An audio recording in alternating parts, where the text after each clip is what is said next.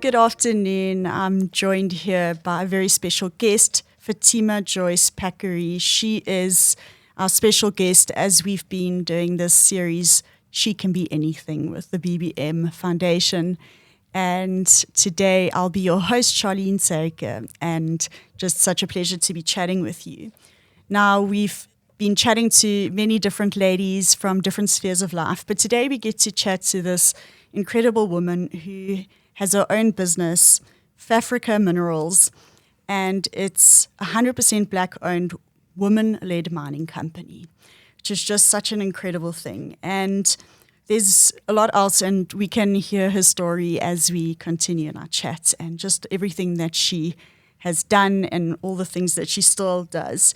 So she was also recently appointed at the G20 Empower to Serve and advocate for the advancement of women in leadership, entrepreneurship, and STEAM innovation within the private sector.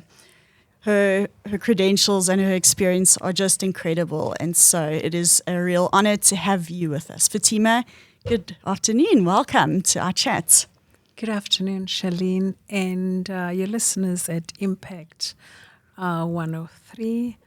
I'm honored and privileged to be here to share my journey and my story and motivate the women out there of South Africa about my journey.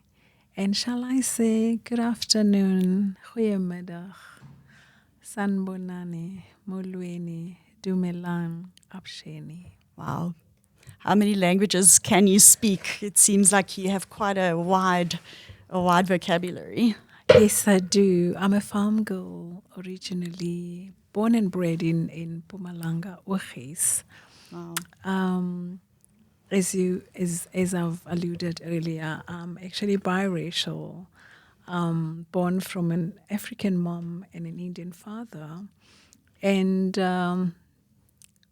born and raised in Mpumalanga, and a province which accounts for 83% of South African coal production, with staggering 44 coal-rich mines.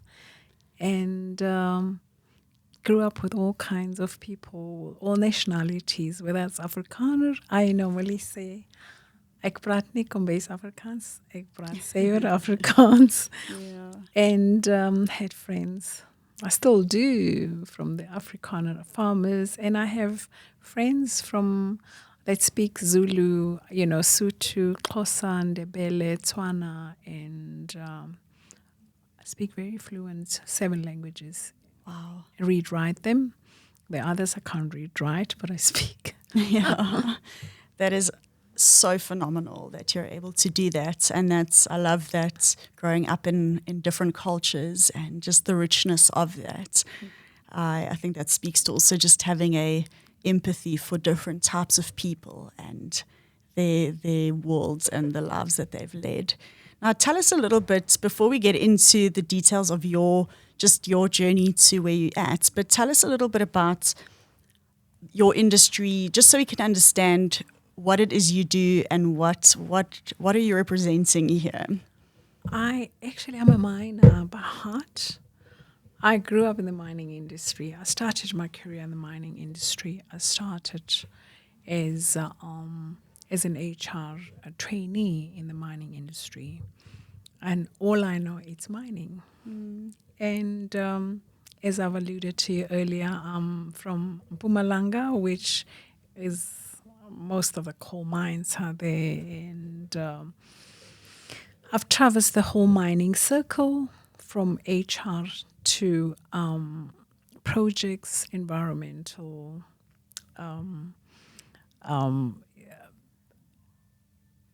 communications, and investor relations projects, environmental control, human resources, as I mentioned earlier. I've been underground, I worked underground on the open cast operations. And to fast forward everything, I realized that it's best to start my own. But again, as a woman, you have this fear of the unknown, and not knowing whether you can make it and then doubting yourself, eventually I had to put up this effort. And I started my own company, which is FAfrica Minerals. I'm the founder of FAfrica Minerals, and I'm also the co-founder of FAfrica Mining. So FAfrica Minerals, we are expert in the recovery of fines and specialize in the recovery of ultra-fine products such as ferrochrome alloy, chrome ore, and PGMs from dumps and tailings facilities. With years of experience not only to operate these facilities but also constructions of plants. And I play a phenomenal role within the women in mining as well in South Africa. Yeah. I'm sure I'm not the only one when you hear this thinking, how did a woman get into the mining industry? And so that's maybe something you can just explain to us. How did you even get into this industry? You spoke about growing up in Mpumalanga and it being such a mining-rich area, but how did you actually get into it as a career? I actually started as applied as an HR trainee, and I was actually admitted as an HR trainee. But because I was always being this girl who wants to be inquisitive, because I grew up with all kinds of people, as you can hear, I can speak all these languages. And I joined BHP Billiton. That time it was Katala Colliery, and I became the HR trainee. But to fast forward everything, I was inquisitive in going underground. I deviated from HR to environmental control, where I would go underground from my practicals and measure illumination and ventilation underground. Come out, and at some stage I had to manage a laboratory where there's air quality analysis, where you analyze the coal or the what the employees inhale in terms of coal, dust, and so on. And this is when I actually interacted with all kinds of employees that are working in the mining industries that come from those, in my time, they would come from Transkei, which is now, Eastern Western Cape. Yes. And those people used to teach me to speak proper Xhosa, to read, write, and they come to the industry. They're not just employees, where they come from. They're like chiefs and captaincy of whatever culture, the KZN people from KwaZulu-Natal, and would also teach me to speak and articulate myself very well in English, in Zulu. And then you find the Afrikaans-speaking people that will hold my hands, your Afrikaner that will hold, they were engineers, mine captains. Those days they will call them scarf bosses and so on, and they held my hands and they taught me. Intimidating, but because I would go back to where I grew up. I come from Urgis, from Mpumalanga, where you interact with all kinds of people, all nationalities. And as small build as I am a dynamite. I am, hard in terms of work, my work ethics. And I must be honest, all my mentees, all my mentors, beg your pardon, my mentors are male. Yeah. Afrikaans, most of them were Afrikaans-speaking men that held my hand and taught me how the mining industry worked and taught me everything within the mining sector. And as I went up the ladder, there were others that took over and still mentors me up till today. If you follow me on LinkedIn, you'll see my mentors. I normally post them, like Mr. Posa, Dr. Posa, Matthew Posa. He used to be the premier of Mpumalanga those days, and I have sessions with him every second week. But there's many more, not just him. Yes. Yeah. I wonder what was it that, if you can think of some of the qualities that you possessed then, I can hear that you were very inquisitive and very bold. I think maybe in those days as well, it was maybe unusual for a woman to be that bold to put herself out there to be taught in a male environment. Do you feel like maybe the environment, you were just in a very healthy environment where people were willing to teach you, or do you feel like you maybe possessed certain skills or qualities that helped you get further in that industry? I also think, Charlene, is your attitude.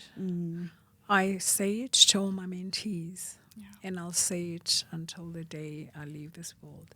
Your attitude determines your altitude. So And if you have the right attitude, the men will teach you the mining industry, because it's male dominated. They will teach you. They will show you how it's done. They will mentor you.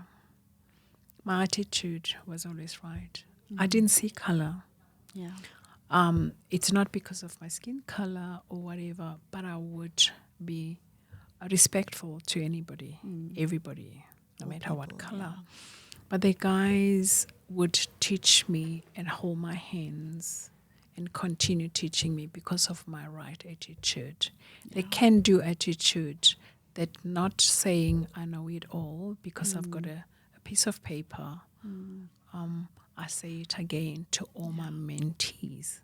When you come from varsity and you come and join the mining industry, whether it's accounts, whether it's other departments, whether it's business development or whatever, don't have that attitude that I have a piece of paper, I have a degree, I can show you.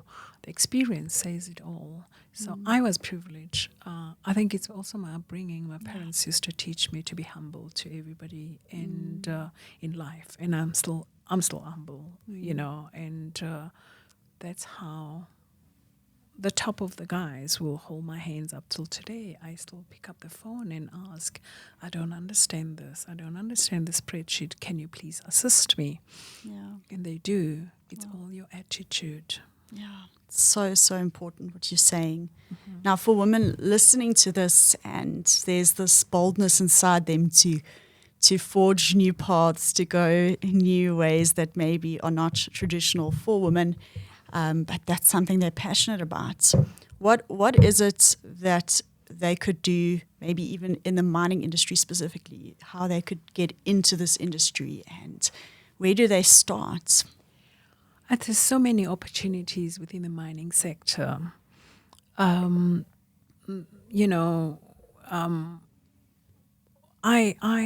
always say you can go onto the website. They even take, as trainees, learnerships.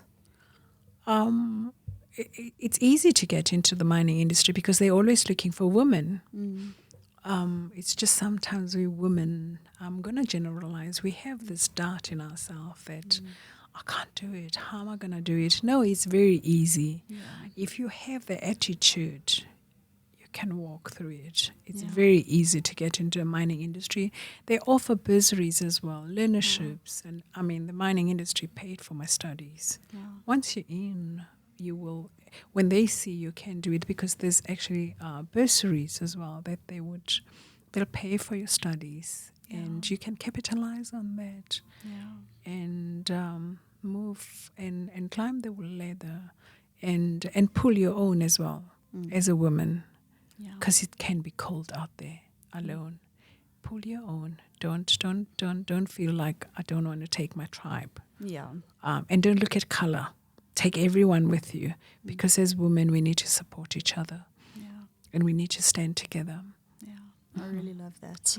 That's incredible.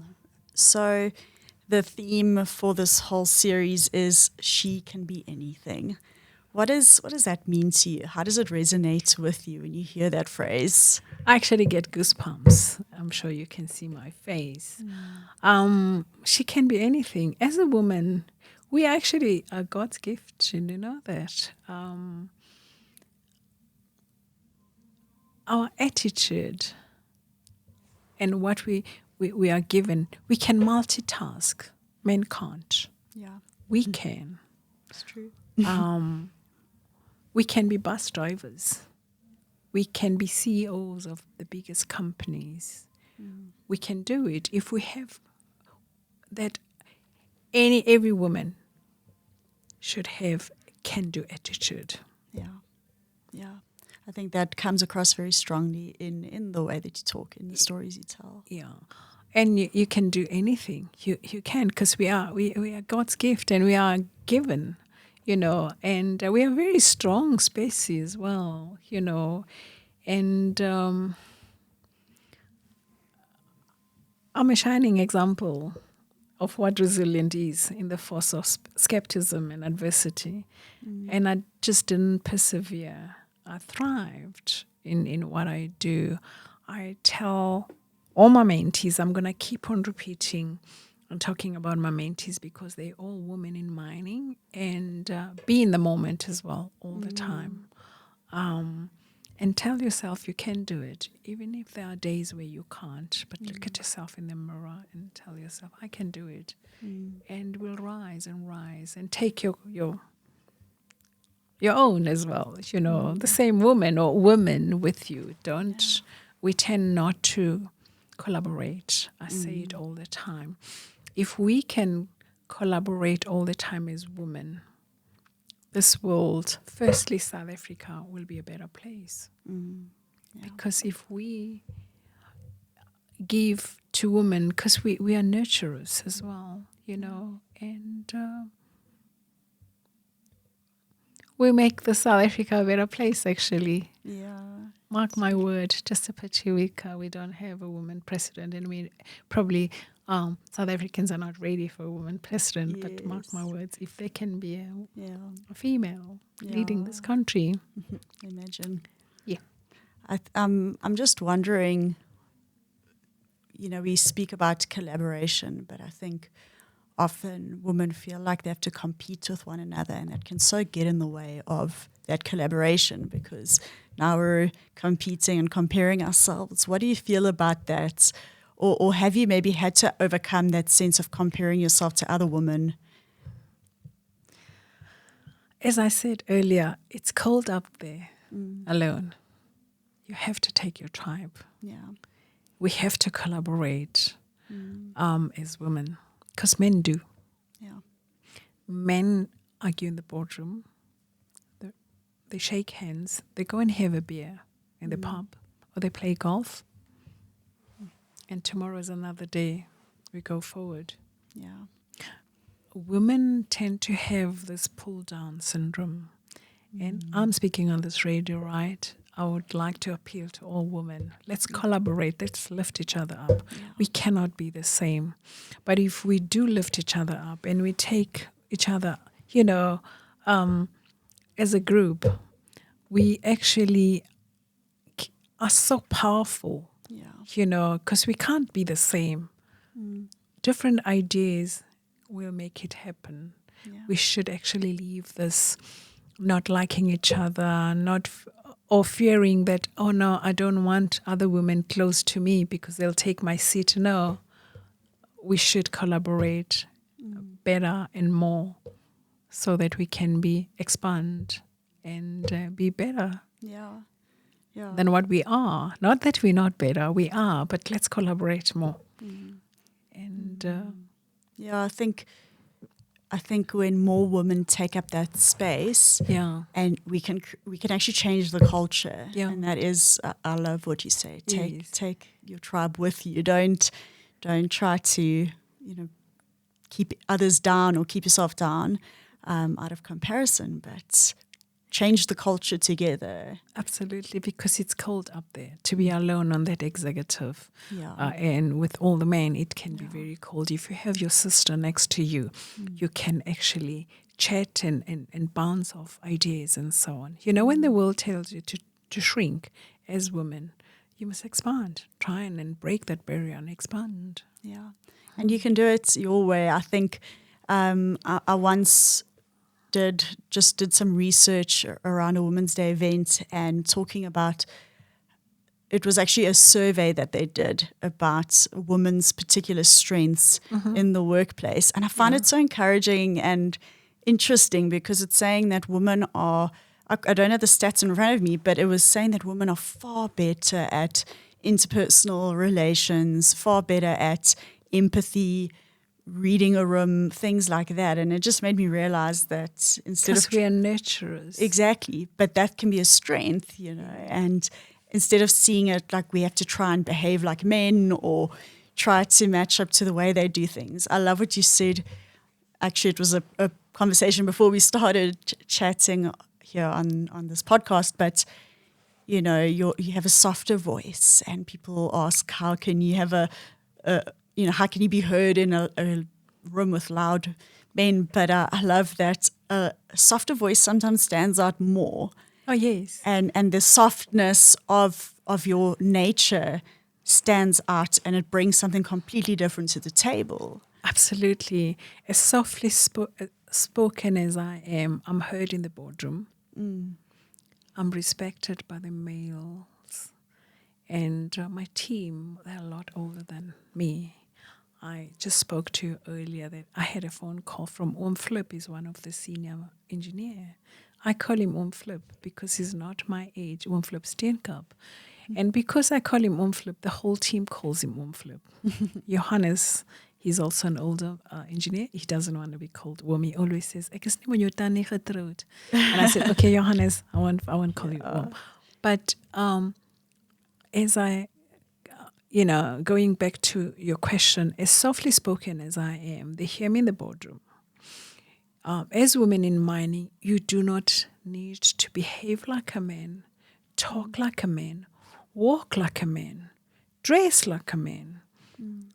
You can be heard in the boardroom, and you can be respected. Yeah. You don't need to change. Yeah.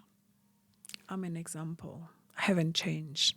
I'm still feminine, as you can see. I'm pink. Yes, I'm a lady. yes. Even if I have to go into the section and so on, I wear my underground or my PPE. Come out, take off my gumboots, my PPE or protective, personal protective equipment, which is your safety gear. And I'm still a lady. I'm still feminine, and you don't need to change. And men actually respect you more. Yeah. You don't need to swear. Men normally swear, right? Yeah, The first word when they're upset, the Yeah. F word and so on. I don't swear, Charlene. Up till today, I do not use the F word. Or I'm an example that you don't need to change when in the mining industry or you work with a man. You don't. Yeah. Just be you. Just be you. Just be feminine. And that's how Almighty or God gave us to be feminine. That's why we're women, know. And you can conquer many things, and you will be respected through and through. Yeah. Yes. So good. Fatima, I've just loved our conversation. And as we close, do you have any last thoughts to share, maybe a final piece of wisdom for women listening? Celebrating Women's Day, celebrating women as well. Anything you want to share as we close? Oh, yes, I do have. I would say this to all women of South Africa. I wish I could say it in Afrikaans as well, but I'm sure the Afrikaans-speaking people, the Zulu, Xhosa, because our main language is English anyway. Yes. I would say as women, let's encourage each other to sit around the table and let our voices be heard. It is time to recognize that inclusion fosters innovation and let every woman and girl fulfill her true potential, and which is an indication that women are powerful and intelligent force, which should not be underestimated. My message to all women of South Africa, as women, let's inspire, aspire, and achieve together by breaking through glass ceilings that were meant to be our limits. We can do it as women of South Africa. Yeah, she can be anything. She can be anything. I am. Yeah, I'm an example. exactly. And just one or two things that have stood out for me from our conversation is just one, that you've had this inquisitiveness and an eagerness to learn. And I think that's a good example. If I can think of qualities that you possess as we've chatted that I can see, is a desire to learn and to grow. I think that's such an important quality to have, to not just be okay with, well, this is my limit, this is what I know, and I'm not going to break past it, but to go from HR into the actual mining industry because you want to know how it works. I love that. And then also just your upbringing, being able to see all people and what they bring to the table, not staying in your little world of this is what I know, but that ability to see value in all people. I think that's beautiful, and it's been there right from the beginning, and it's something you've brought along with you throughout your life. It's beautiful. Thank you. Thank you so very much. It was not easy when I grew up because, as you can see, look, being biracial those days, and being able to speak my mom's language, which is vernacular, my dad's language, which is Indian Muslim, and but I'm privileged because now I know the religion. I respect all religions. That's also my upbringing. Yeah. I'm Muslim, right? Yeah. I practice Islam, but I respect the Christian religion as well. And I think I'm one of a kind. I've got to say it over and over because not many people will, I'm privileged that I know the Bible, the Quran, and I do respect every culture and everyone around me. And I'm still learning, coming back to learning. You never stop learning. I'm still learning up till today with all my engineers. They teach me how on the engineering side, because engineers are very smart people, and I was in communications at BHP Billiton, head of communications at some stage. It's totally different to engineering. The engineers want you to hear them, and they're very smart people. I still learn from them, and I continue learning from them every day of my life, not just the engineers specifically, everyone. Because even a little child can teach you many things, right? Yeah. Exactly. Absolutely. Never stop learning. You never stop learning. Respect all people. People Absolutely. are valuable. Of all creed and color. Yes, totally. Yes. Fatima-Joyce Packery, thank you so much for your time and for sharing your story with us. I feel inspired that I can really do anything and be anything. Thank you, Fatima. Thank you very much. What an honor to be here. And thank you. Thank you once again.